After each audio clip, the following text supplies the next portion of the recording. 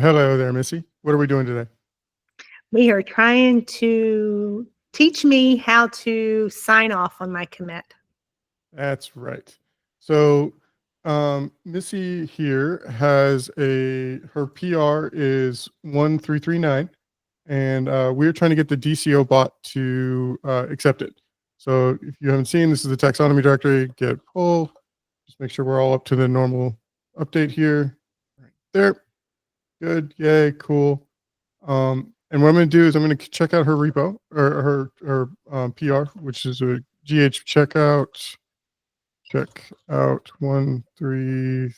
I can't type for the life of me because you're watching me. 339. And there we go. And if you look, git log, you will see. Oh, you do have this here. Interesting. Git rebase dash I main.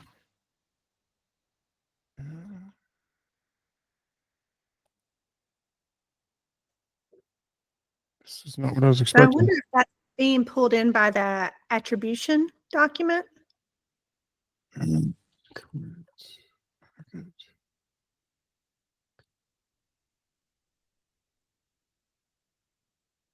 Missy Johnson.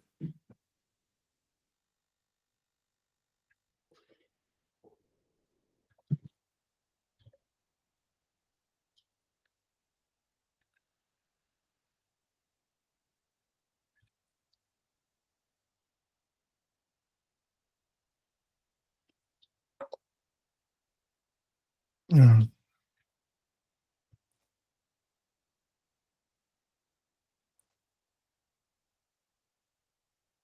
Okay.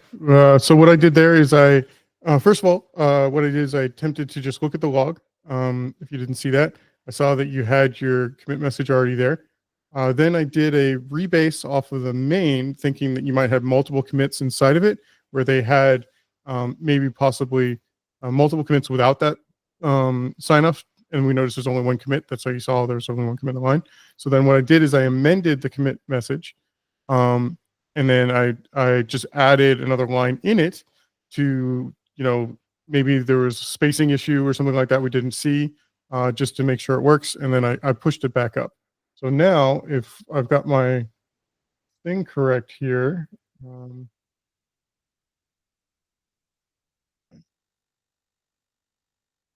it still doesn't like it. Let's see here. So then the next option we have here is there's an actual command that we can type here, which is if you go into, let me stop sharing this screen real quick, and then come back over here and bring this over here. Share this screen. So if you actually click on the DCO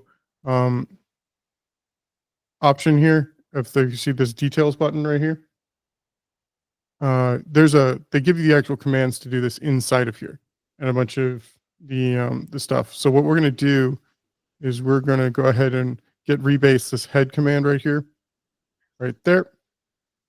And then what we're going to do is we're going to push git push force with lease. And that didn't like it.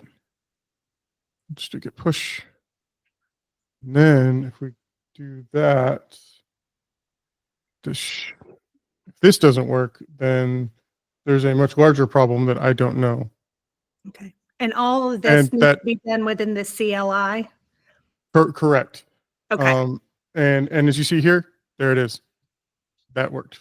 For whatever reason, the magic commands worked there. So I checked the log to see that it looked okay.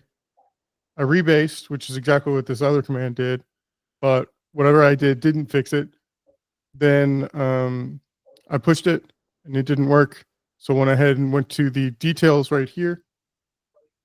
Just took exactly the commands that were inside of this and then pushed that up, and that seems to have worked. So this is ridiculous, I know, but This is it is a legal requirement that has to be done, unfortunately. Okay. Got any questions for me, Missy? Just wondering if there's a better way that we can do this. Seems like No. it's finicky.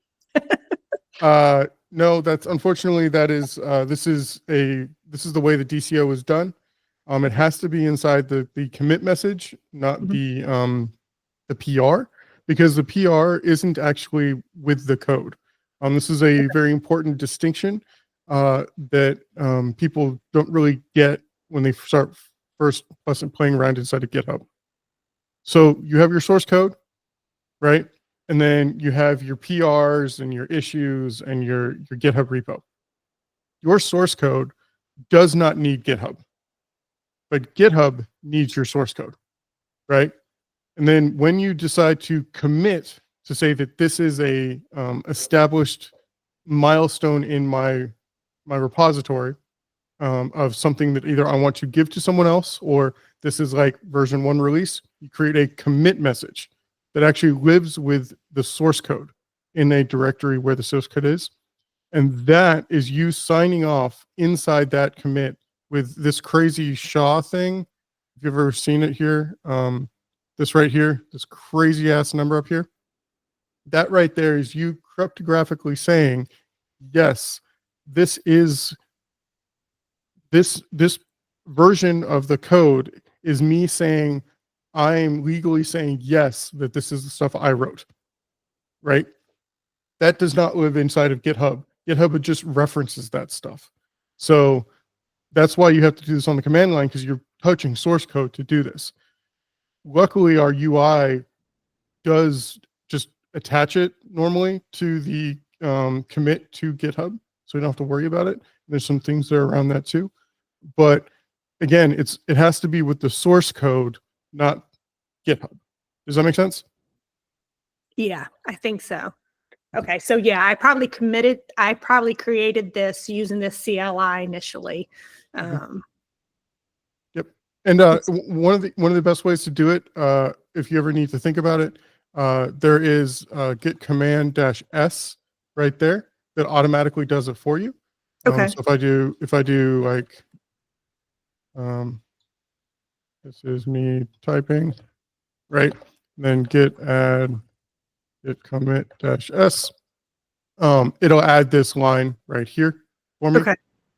You can even create templates. As you see here, it was a bad example because I have a template that actually gives me all this stuff already written inside of it. So I can just fill it out, which makes life a lot easier. If you ever need to do this stuff on the command line also. Check out. So what else can I answer for you? I think that's it for right now. Okay. All right. I will publish this video for you as soon as we're done. All right. Thank you, JJ. And no problem. Bye. Bye.